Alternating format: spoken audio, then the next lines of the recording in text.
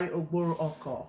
And I want to commend the people who have organized this and set everything up because we do need to own our narrative. We do need for us to first let our own voices be heard. There is no other person, I say, who is going to come and do that work for us. So without much ado, I will delve into what I have to say today. Linda is right. My background is primarily medicine, obstetrics and gynecology. But along the way, I've done many other things, including community work and ethnicity work, and women and children's advocacy, as well as writing a book. Today, we are looking at owning our narrative, and we are owning this in academia and in health. And the reason I have picked these two subsets of society is because these two actually congregate to form our entire society, whether we like it or not. The academia is where we build. It is where we get the minds formed, from kindergarten right up through to university. And in health, that is where we get what is wealth. Health is wealth. So the institution of healthcare is very paramount. And next slide, please, Lindy. If we go on, what do we intend to take from this presentation today? The outline. We want to first know who we are. What is our narrative? What are our realities? What is the burden, if any? And what are the interfaces? And then most importantly, what I think this is all about, what are our interventions? What can I do? What can you do? What can we do? What can our allies do? How do we trump up those voices? Next slide, please. So who are we? What are we? You know, over the years, I've watched the terms evolve, and it's evolved in different sectors of society, different places across the globe. We talk about African, Asian, and minoritized groups. Yes, that's all inclusive. You have those who often use the Black, Asian, minority ethnic groups. You have those who've just said Black, minority ethnic groups. Now, I want us all to step back and just reason this simply.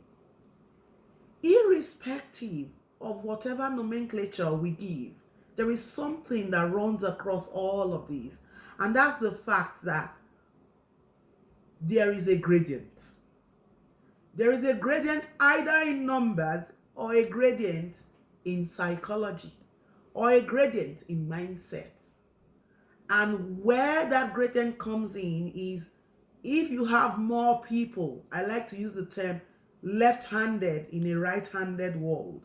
So if you've got a gradient in numbers, i.e., we are Black, we are 5, we are in a community where white people are in their thousands, we are in the minority. Flip it on its head. You are white, you are 2 persons, okay? And then you are in a community where Black people are in their hundreds. You are in the minority at that point in time. So minority is not a static word. It is dynamic. It evolves. Then it becomes imperative that we find out what is constant. And what is constant is our identities, who we are, our roots, where we come from. That is the constant of proportionality in all of these definitions. Next slide, please. If we all interrogate ourselves and where we come from, you will find that we are people who had roots. The picture on your slide now is showing you Oba Esige from the ancient Benin Empire in the 1500s. And I've zoned into my own niche without apologies because that is where I come from and that is where and what I understand. But I am using this as an example. We each have our roots. We need to search in ourselves to find them. And we need to understand it and own it. Because it is when we own our roots and have this identity that we can begin without apologies to spread our own narrative.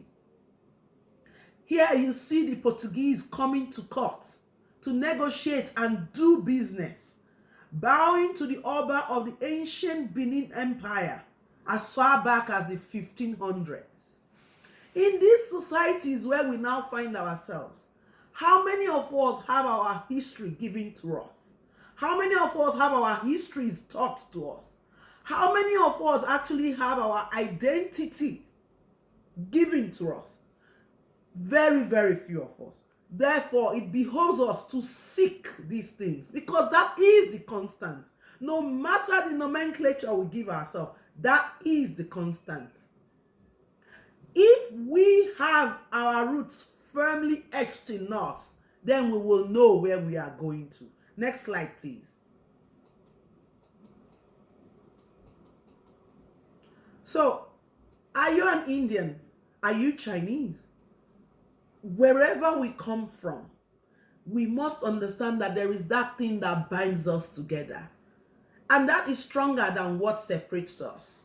It is our roots. It is our identity. And I enjoin everybody today in this conference watching it. You need to own your identity without apologies, because that is what is going to rescue you. Now let's look at the narratives in where we find ourselves. Some of us were born into these communities. Some of us as first generation migrants. Some of us are second generation migrants and third generation. Let's go straight into the academia.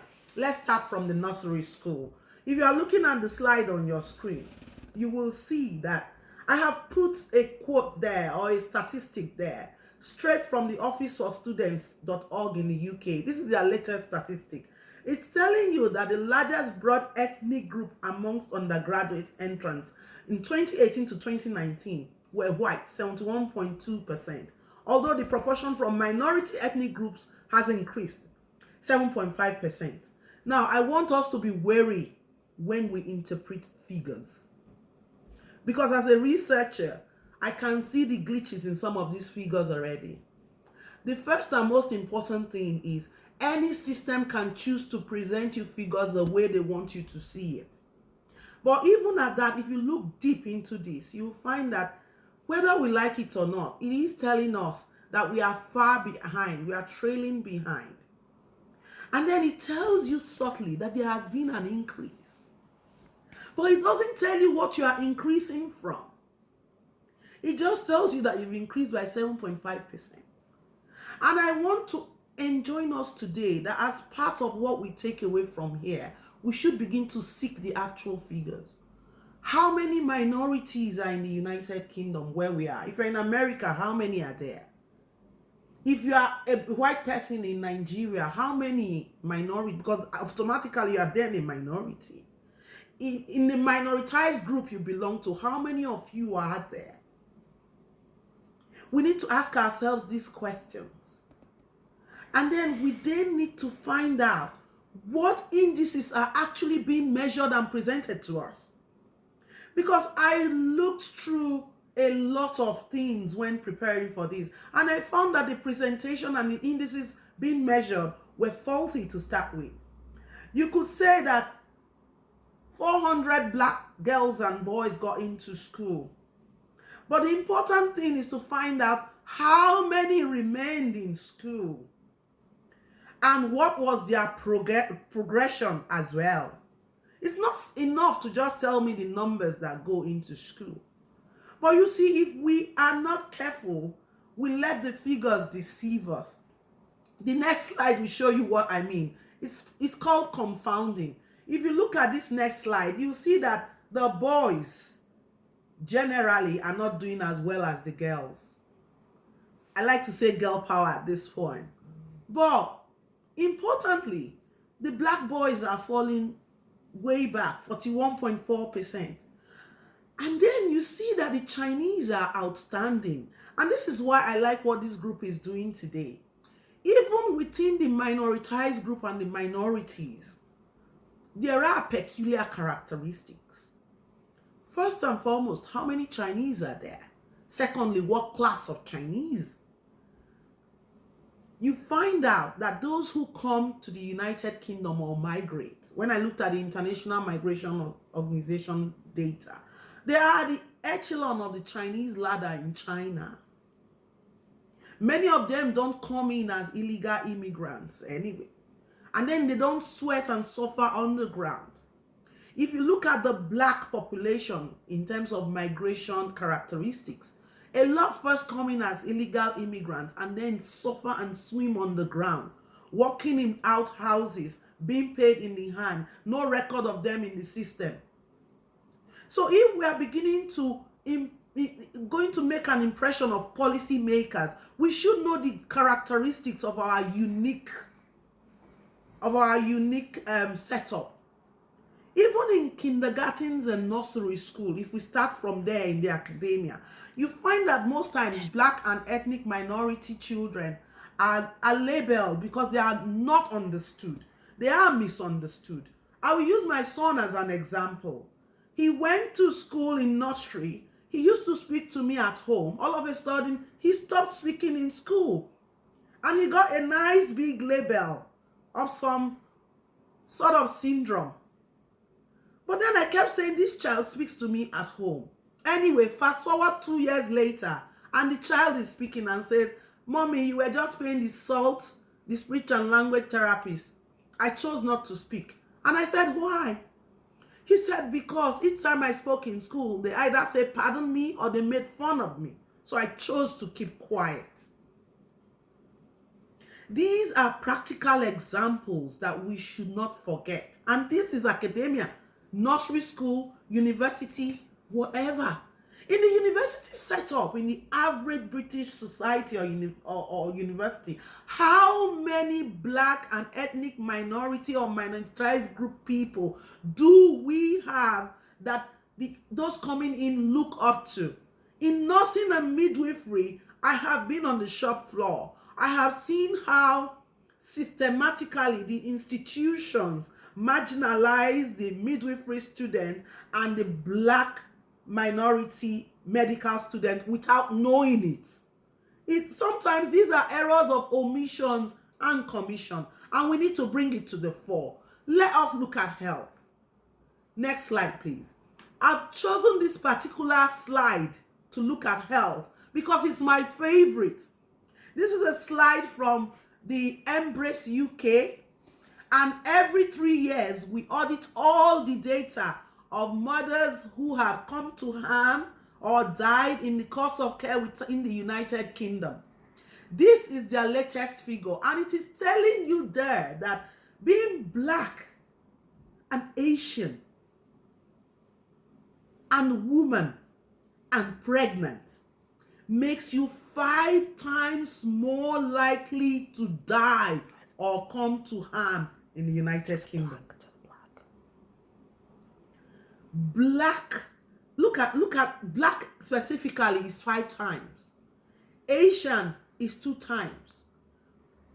Ethnicity, women, other 3 times. So if we lumped this together, we may not see this picture.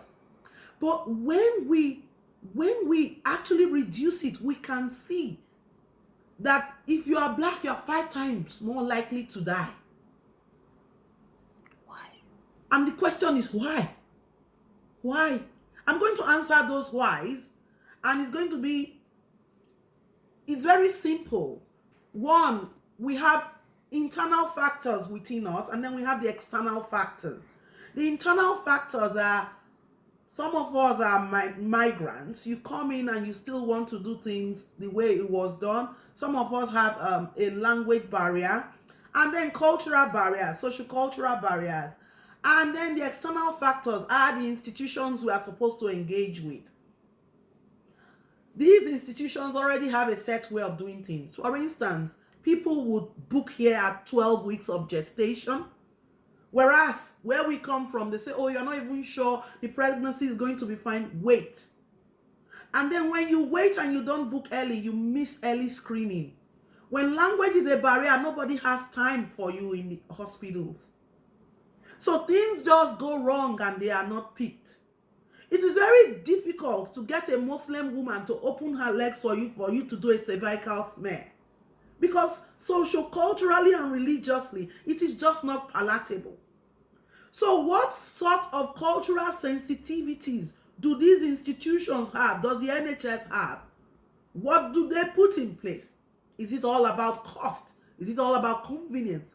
Are we training our workers to be culturally sensitive? The next slide is going to look at our narrative in the academia and the health interface. And this is very important. I'm going to use two beautiful examples. I will start from COVID-19. It has magnified the interface of the defects, and us not owning our own stories. We find that in COVID-19, a lot of blacks and ethnic minorities died. If we flip to the next slide, this picture, it actually tells us, it's evidence-based, that you are 4 times more likely to die if you were a health worker who was from the black and minoritized groups. The question again is why? And I'll tell us to search no more. Don't search far. Part of the reason is that we never quite owned our identities. We came into these societies wanting to be redefined, wanting to please. So we put ourselves out there. We work 10 times as hard to get the same accolades the people who are naturally here would get. So in default mode, we have always been that hero complex. And then COVID came. Furthermore, we have many of us who are first generation migrants. We have people back home who make a lot of demands on us. Do you know that a lot of us work and that money doesn't even end up in our bank account? We support our communities back home, and some of us support communities here. So you find factors that make us expose ourselves more and more, and then we are more likely to compromise. Because I witnessed where a junior nurse was telling the manager that she couldn't go onto the particular ward because the PPE was insufficient. And the manager said, well, we have to deal with this. It is what it is. The Caucasian nurses went home, but the black nurse stayed. She stayed for 2 reasons. 1, she's always stayed. Scared. 2, she was scared that something could happen to her. She's in the minority. She was scared that she could be fired. She did not probably know her rights. People like me and you have not properly mentored some of our own. And then the effect is what COVID showed to us. We started dying. Again, take a look at illegal migration, which is something dear to my heart because that is where I'm doing my PhD. And contemporary slavery. You find that people who leave the continents where they come from to these host communities do it along the lines of previous colonization. You will find Nigerians coming to Britain because all they've known is Britain. Britain came and took our identity. But to them, they think they were building us up. No, no, no, no, no. How do you come to my house and take away my furniture? And then you use it to decorate your house. And you ask me to come and pay to look at my own furniture. After calling it savage. After you have called it savage. Do we know the numbers of artifacts carted away from Benin Kingdom, from India? Still not given back and residing in the British Museum. Generating revenue for them and generating psychological abilities for the people who took them while depleting those they were taken from. Last slide, please. I want to round up and say, how then do we own our narratives? How do we do it? And again, I give kudos to all those who have organized this, because these are some of the actions we should be taking. And I've broken it down again into the internal narratives or factors and the external ones.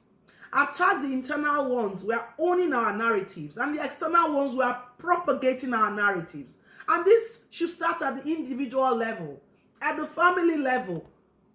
Lindy, me, Loretta, All of us, what are we feeding our children? What are we feeding our younger ones? Are we telling them that we are ashamed of our narrative?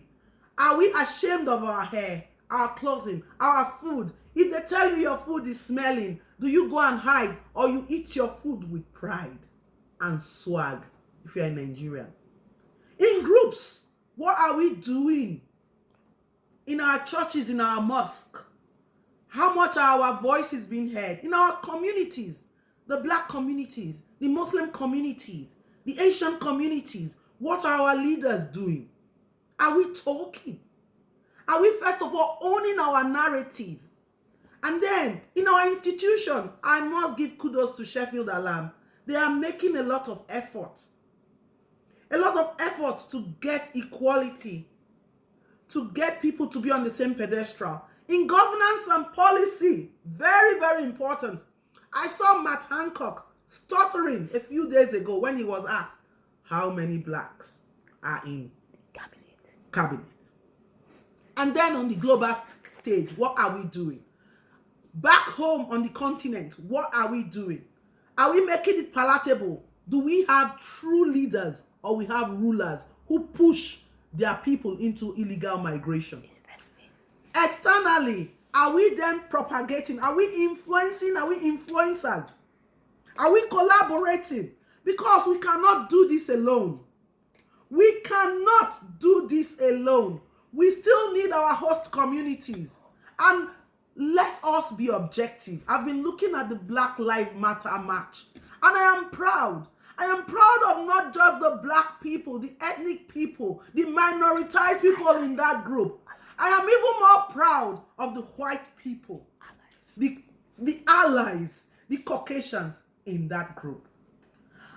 I will end by saying that when you know where you are coming from, you know where you are going to. And until the lion learns to write, the hunter will tell the tale the way it pleases him. On this note, on Chinua Achebe's quote, I will say thank you, and let us continue to own our narratives. I am Loretta, and I am unapologetically myself. Thank